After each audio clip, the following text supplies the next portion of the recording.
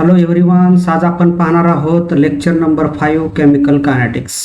त्यामध्ये आपण आज पॉइंट पाहणार आहोत graphical representation and example in second order reactions. तर फर्स्ट आपण बघूया graphical representation in second order reactions.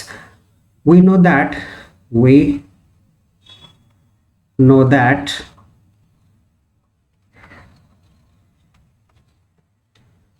the rate expression for second order reaction is equal to 1 upon t into x upon a into a minus x.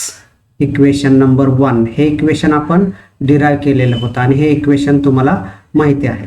तर rearrange equation 1, rearrange equation 1. therefore equation 1 becomes, आता या ठिकाणी जो time आहे आणि initial concentration E आहे हे equal to साइनच्या आपण लेफ्ट हँड साइडला इकडं पाठवल्यानंतर के कडे पाठवल्यानंतर याला काय होईल, या ठिकाणी के ला मल्टिप्लाय होईल. तर इक्वेशन कसं येईल, k into t into a is equal to x upon a minus x. Equal to साइनला एवढंच राहील. म्हणजेच काय, हे इक्वेशन 1 रिअरेंज केल्यानंतर आपल्याला इक्वेशन नंबर 2 हे मिळालेलं आहे. आता आपल्याला काय करायचं आहे, plot the graph x upon a minus x versus time. म्हणजे x upon a minus x versus time, या ठिकाणी टाइम आहे, याचा ग्राफ काढायचा आहे. तर आपल्याला या ठिकाणी ग्राफ काढावा लागेल. आपण या ठिकाणी हा y ॲक्सिस घेतलेला आहे आणि y ॲक्सिसवर काय घेतले आपण, x upon a minus x. दुसरा ॲक्सिस घेतलेला आहे, तो ॲक्सिस म्हणजे कोणता आहे, x ॲक्सिस आहे.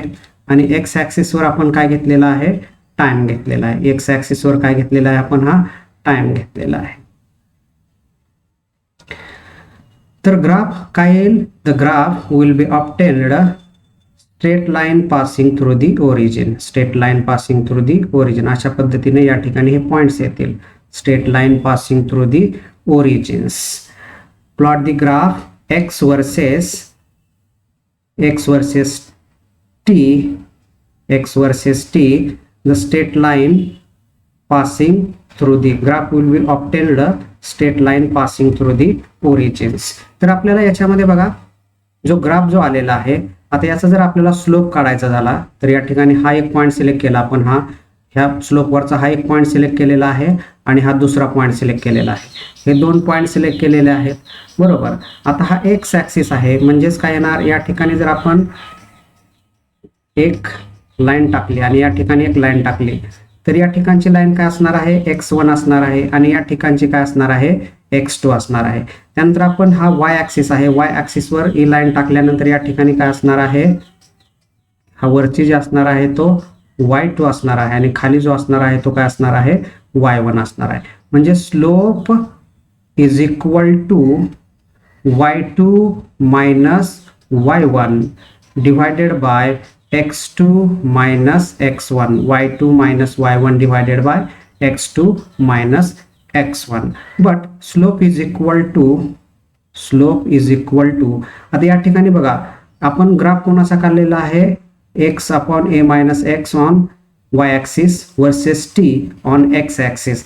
या इक्वेशन मध्ये x हे दोन टर्म्स आपण, आता राहिले काय इक्वेशन मध्ये k आणि a, म्हणजे स्लोप इज इक्वल टू काय असणार आहे, या ठिकाणी k इंटू ए असणार आहे, k इंटू ए असणार आहे. म्हणजेच आपल्याला रेट कॉन्स्टंट जर काढायचा असेल, k is equal to rate constant for second order reaction by using graphical method.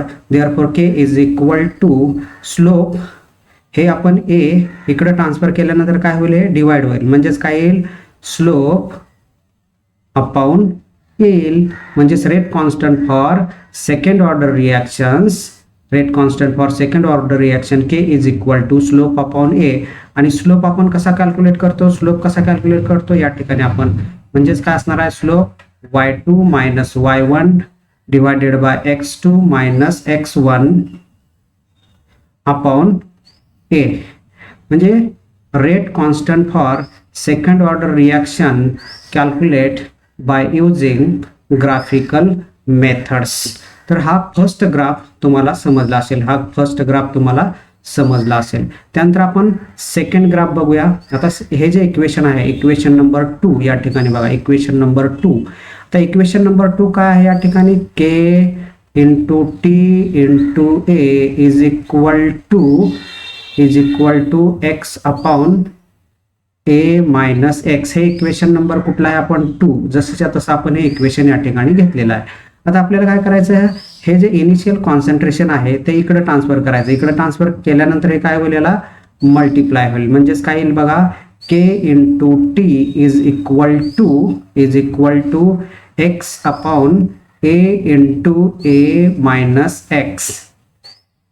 हे तुम्हाला समजलं असेल. आता k into t is equal to, आता याला जर या इक्वेशनला x upon a into a minus x याचं जर आपण सिम्प्लिफिकेशन केलं तर कसं करू शकतो आपण, 1 upon a minus x minus 1 upon ए.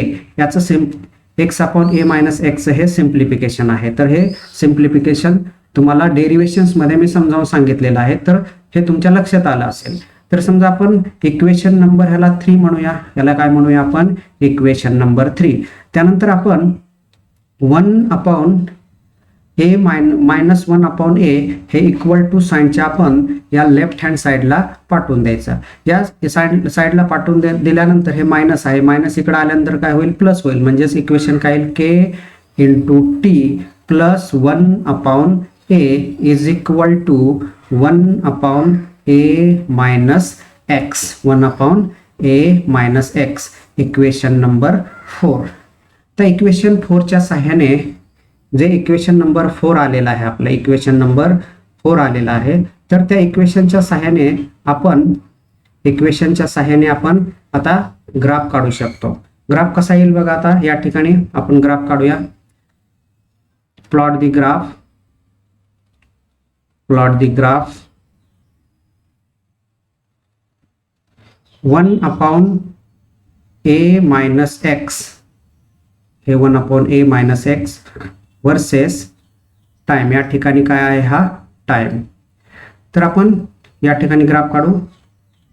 हा घेतलेला आहे आपण on y axis. Take 1 upon a minus x, हे 1 अपॉन ए मायनस एक्स आपण वाय ॲक्सिसवर घेतलेला आहे. या ठिकाणी हे काय रिडिंग्स असतील ते आपण या ठिकाणी ह्या रिडिंग्स लिहिणार आहोत. त्यानंतर ऑन एक्स ॲक्सिस या ठिकाणी हे टेक ए टाइम. हा जो टाइम्स आहे, एक्स वर्सेस टाइम्स आपण या ठिकाणी घेतलेला आहे. तर हा जो ग्राफ आहे, हा ग्राफ काय होईल, this graph will be obtained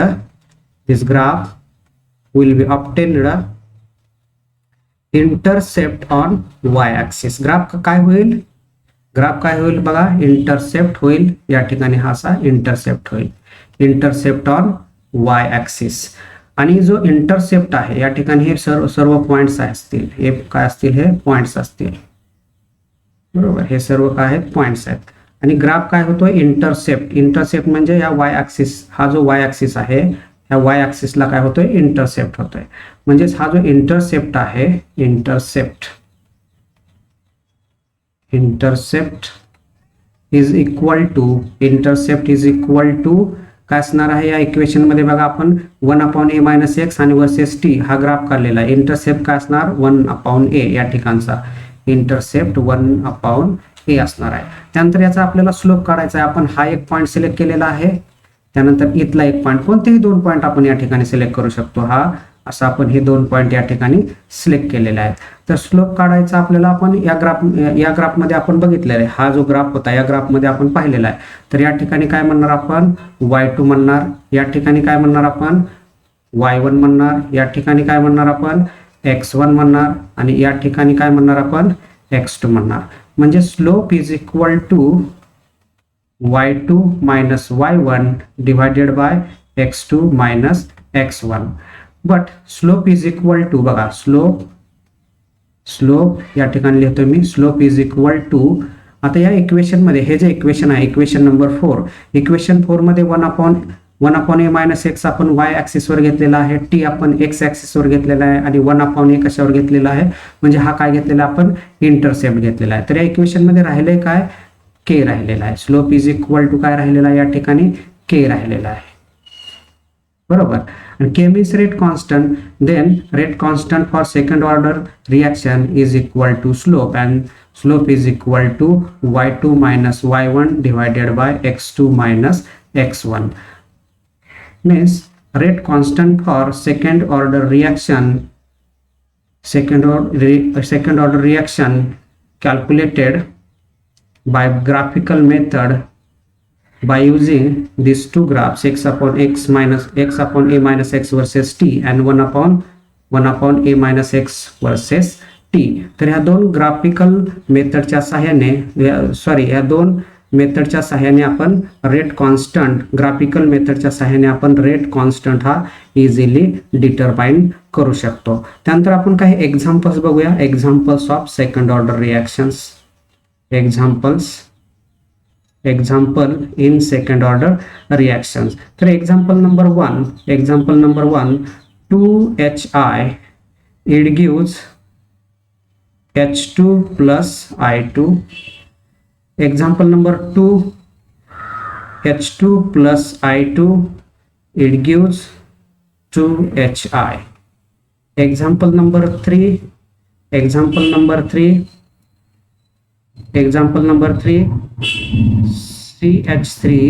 CH3COO acid react with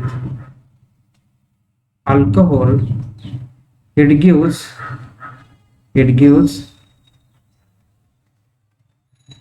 methyl acetate plus water. म्हणजे हा काय आहे, acetic acid react with methanol, it gives methyl acetate and water. हे काय examples of second order reactions. तर graphical representation in second order reactions and example in second order reaction, हे points तुमच्या लक्षात आले असतील. Pseudo unimolecular reactions are generally bimolecular reactions which follow first order kinetics. Though two reactants molecule participate in a chemical reactions, but rate of reactions depends upon the concentration of one reactants only. Hence the order of reaction is 1. म्हणजे sudo unimolecular reactions मध्ये दोन जरी reactants असले तरी जो रिएक्शनचा rate आहे तो फक्त कशावर डिपेंड्स आहे, only one concentration of reactants, एका रिएक्टंट्सवर डिपेंड्स आहे. तर आपण हे समजण्यासाठी आपण एक एक्झाम्पल घेऊया, acid hydrolysis of methyl acetate. Methyl एस्टेटचं स्ट्रक्चर तुम्हाला माहित आहे, methyl acetate CH3C double bond OOCH3. Methyl acetate is a esters, याला काय म्हणतो आपण, methyl acetate. Hydrolysis means addition of water molecule H2O in presence of acid H plus catalyst. It gives acetic acid plus methyl alcohol. या ठिकाणी काय मिळालं आहे आपल्याला, ॲसिटिक ॲसिड आणि हे जे आहे ते मिथॅनॉल किंवा मिथाइल अल्कोहोल आपण याला म्हणू शकतो. आता ह्या रिॲक्शन्स मध्ये जर थेरॉटिकल रेट बघितला आपण, theoretical rate order of reaction मध्ये आपण बघितलं होतं, theoretical rate is equal to k into concentration of reactant. Concentration of reactant म्हणजे हा concentration of reactant CH3C double bond OOCH3 methyl acetate into concentration of water.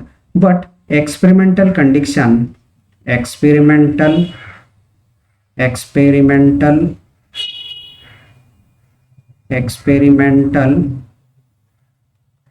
rate is equal to K into only concentration of methyl acetates, and only concentration of methyl acetates means order of reactions depends upon only experimental rate conditions, means the rate of reactions, means the rate of reaction depends upon only concentration of methyl acetate, महत्वाचा point आहे याच्यामध्ये, म्हणजे जो रिएक्शनचा rate आहे तो कशावर depends आहे, only concentration of methyl acetate and independent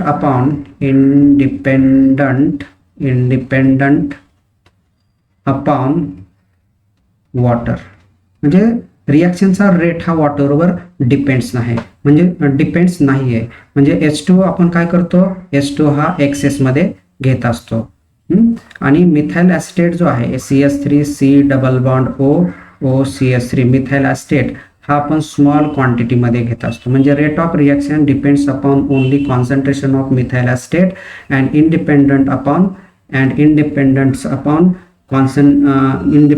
upon water.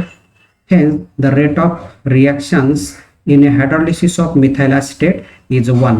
म्हणजे rate of reactions in hydrolysis of methyl acetate किती आहे, 1 आहे, म्हणजे त्याची ऑर्डर पण काय असणार आहे, ऑर्डर इज इक्वल टू काय असणार आहे, 1 असणार आहे, त्याच्यामध्ये त्याची ऑर्डर काय असणार आहे, 1 असणार आहे. तर हे तुम्हाला समजलं असेल, म्हणजे सुडो युनिमॉलिक्युलर रिएक्शन्स मध्ये जरी या ठिकाणी रिएक्शन्स ही बायोमॉलिक्युलर जरी दिसत असेल, परंतु याच्यामधला जो रेट ऑफ रिएक्शन्स आहे तो फक्त कॉन्सन्ट्रेशन ऑफ मिथाइल ॲसिटेट वर फक्त डिपेंड्स आहे, ओनली वन रिएक्टंट वर डिपेंड्स आहे, म्हणून आपण त्याला काय म्हणतो, सुडो युनिमॉलिक्युलर रिएक्शन्स असं म्हणत असतो. बरोबर, म्हणजे महत्वाचा पॉइंट परत एकदा आणखी मी सांगतो, the rate of reactions depends upon only one reactants and this reactants is methyl acetate and independents upon waters. Hence hydrolysis of methyl acetate is a pseudo unimolecular reactions. आपल्याला प्रॅक्टिकलला हे रिएक्शन आहे, practical आपण याचं करणार आहोत, लॅबमध्ये practical केल्यानंतर आणखीन तुम्हाला हे समजेल. समजा आपण जर ए मीन्स काय याच्यामध्ये, what is in by a means initial concentration of reactant and this initial concentration reaction is equal to T infinity minus T0 and x is equal to समजा आपण एक रिएक्शन कन्सिडर केलेली आहे, रिएक्शन्स कोणती consider केली, समजा it gives product, he reaction आपण consider केलेली आहे, बरोबर, इन प्रेझेन्स ऑफ H+, बरोबर.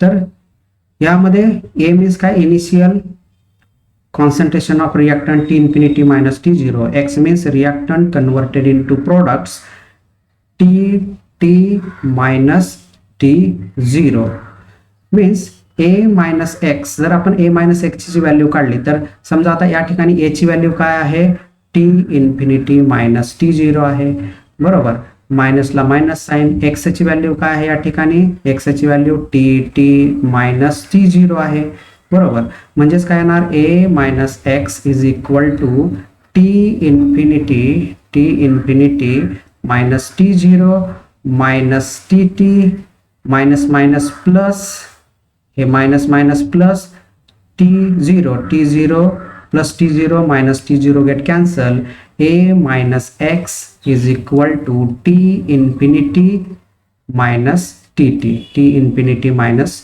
TT, म्हणजे या ठिकाणी आपल्याला a मायनस एक्स ची व्हॅल्यू या ठिकाणी मिळालेली आहे आणि या ठिकाणी a ची व्हॅल्यू या ठिकाणी आपल्याला मिळालेली आहे. तर समजा या ठिकाणी बघा T0 म्हणजे काय आहे, T0 म्हणजे काय, reaction start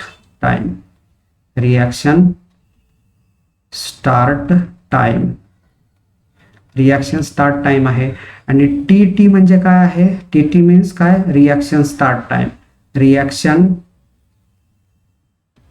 start T is equal to T आणि या ठिकाणी काय असणार आहे टी इज इक्वल टू 0 आणि त्यानंतर टी इन्फिनिटी म्हणजे काय आहे रिॲक्शन कंप्लीट टाइम्स. या ठिकाणी मी लिहितो टी इन्फिनिटी म्हणजे काय आहे रिॲक्शन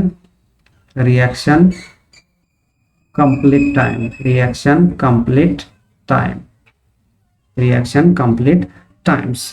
तर आपल्याला रेट ऑफ फर्स्ट ऑर्डर रिॲक्शनचं इक्वेशन आपल्याला माहित आहे. तर फर्स्ट ऑर्डर रिॲक्शनचं इक्वेशन काय आहे first order reaction is given bye K is equal to 2.303 upon T log A upon A minus X. We know that the rate expression for first order reaction is equal to K is equal to 2.303 upon T log A upon A minus X.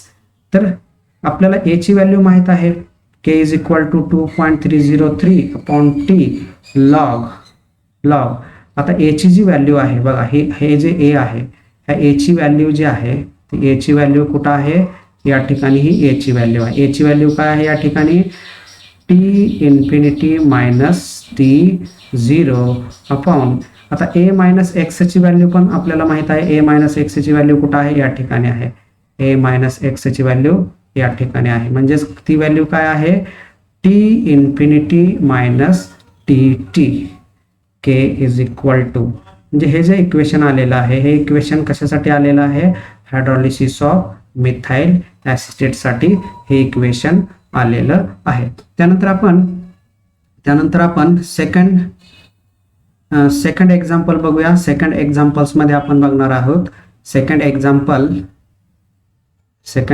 आपण बघणार आहोत inversion of cane sugar.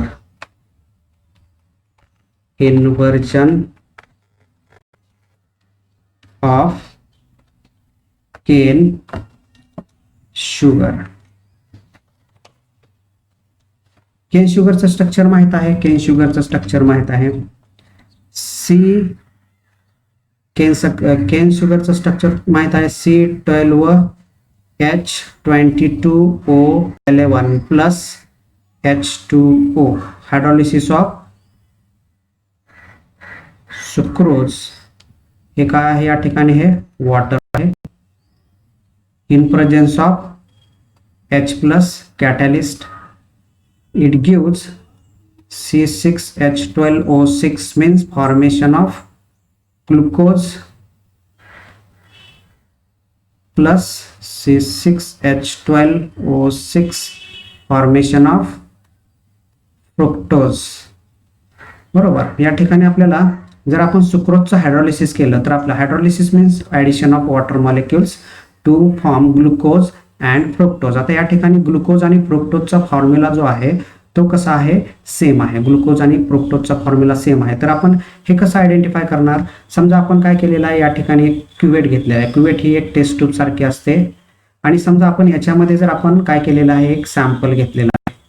हे sample घेतलेलं आहे बरोबर आणि हे sample घेतल्यानंतर याच्यामध्ये काय असणार आहे सुक्रोज आणि वॉटर असणार आहे आणि यामध्ये काय असणार आहे सॅम्पल म्हणजे कशाचं सॅम्पल असणार आहे सुक्रोज असणार आहे प्लस वॉटर असणार आहे प्लस याच्यामध्ये कॅटॅलिस्ट असणार आहे म्हणजे H प्लस असणार आहे ॲसिड एखादा असणार आहे आणि आपण याच्यावर काय करणार प्लेन पोलारायझर लाईट यावर पास करणार. काय करणार आपण या ठिकाणी प्लेन पोलारायझर लाईट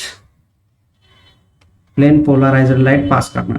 त्यावेळेस काय होणार the right plane polarized light reflect on here right hand side. This right hand side light reflected is known as dextrorotatory light.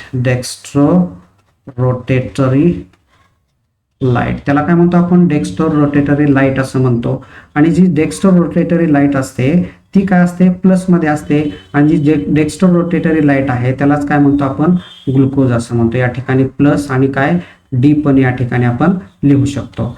त्या समजा this plane polarizer light reflect towards left hand side. This light is known as levorotatory light. Levorotatory means indicate that negative signs. म्हणजेच त्या ठिकाणी काय असणार आहे, हा fructose असणार आहे.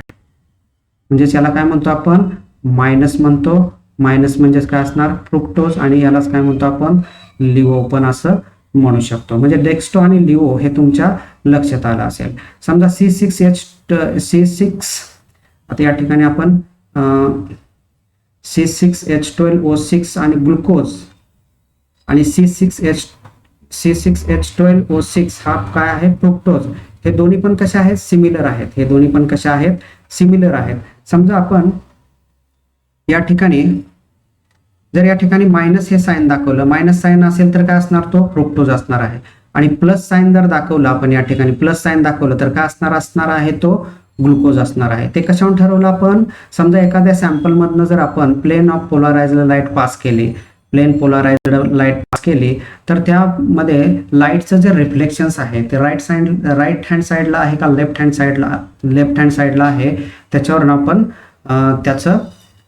त्याचं काय ठरवतो, डेक्स्टो आणि लिव्हो हे दोन कन्सेप्ट ठरवत असतो. समजा हा जो अँगल आहे याला काय म्हणतो आपण, अल्फा म्हणतो. इथला जो अँगल आहे याला काय म्हणतो आपण, अल्फा असं म्हणतो. बरोबर. म्हणजे अल्फा 0 असेल तर त्याला काय म्हणतो आपण, angle of reflection at time t is equal to 0 असेल. अल्फा टी असेल, समजा अल्फा टी असेल म्हणजेच काय असणार, angle of reflection at time t is equal to t असेल. आणि अल्फा इन्फिनिटी म्हणजेच काय असणार, angle of reflection at time t is equal to infinity असणार आहे. At time t is equal to काय असणार आहे, इन्फिनिटी असणार आहे. आता हायड्रोलिसिस ऑफ केन शुगर याच्यामध्ये जर बघितलं तर आपल्याला थेरॉटिकल रेट एक्सप्रेशन जर आपण याच्यामध्ये जर स्टडी केला, थेरॉटिकल रेट एक्सप्रेशनचा study is equal to K into concentration of C12H22O11 sucrose into concentration of H2O. बरोबर. आणि जर एक्सपेरिमेंटल कंडिशन जर बघितले, एक्सपेरिमेंटल कंडिशन मध्ये या ठिकाणी आपण हा एक्सपेरिमेंट केलेला आहे. एक्सपेरिमेंटल कंडिशन जर आपण या ठिकाणी बघितले, the rate constant K equal to K into concentration of C12H22O11 concentration of only sucrose. म्हणजे order of reactions depends upon only experimental conditions. Hence the inversion of cane sugar or hydrolysis of cane sugar is a pseudo unimolecular reaction.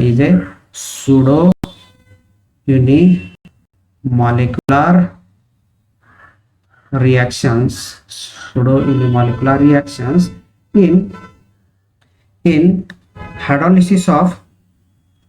hydrolysis of sucrose, the rate of reactions depends upon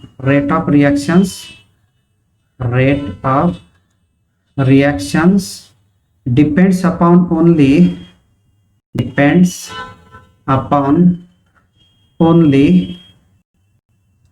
concentration of sucrose and independent upon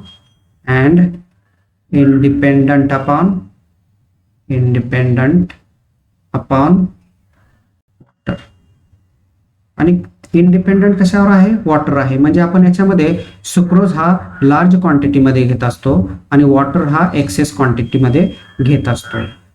म्हणजेच आपण याच्यामध्ये जर आपल्याला rate expression for first order reaction K is equal to 2.303 upon T log log a minus x upon a minus x. हे equation आपल्याला माहित आहे, rate expression for first order reaction. समजा ह्या ए ची जर value a is equal to alpha 0 minus alpha infinity. Alpha 0 म्हणजेच काय, या ठिकाणी alpha 0 means angle of reflection at time t0 आणि alpha infinity means angle of reflection at the time t infinity. And a minus x is your value, a minus x ठीक आहे. a minus x ची value काय असेल, alpha t minus alpha infinity. Alpha t means काय, याच्यामध्ये angle of reflection at a time t is equal to t आणि alpha infinity means angle of reflection at time angle of reflection at time t infinity या ठिकाणी आहे. बरोबर. तर आपल्याला equation काय होईल, therefore hydrolysis of cane sugar the rate expressions pseudo unimolecular reaction is equal to K is equal to 2.303 on T log याची value काय आहे, alpha 0 minus alpha upon a minus x ची व्हॅल्यू काय, alpha t minus alpha infinity. Hydrolysis of methyl acetate and hydrolysis of cane sugar are the examples of pseudo unimolecular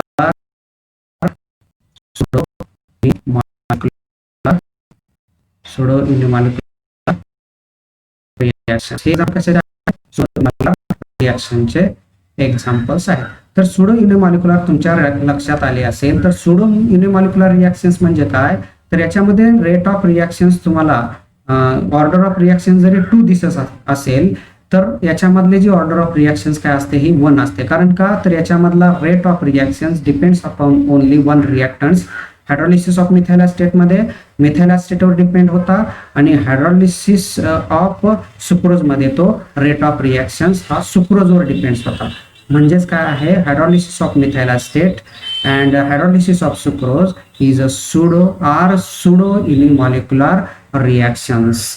तर आज आपण lecture number 5 chemical kinetics मध्ये 2 points पाहिलेले आहेत. एक points म्हणजे पॉइंट नंबर 1 म्हणजेच graphical representation and example in second order reactions and next point पाहिला आपण सुडो युनिमॉलिक्युलर रिएक्शन. तर केमिकल कायनेटिक्स लेक्चर नंबर 5 आपण या ठिकाणी स्टॉप करत आहोत. थँक्यू.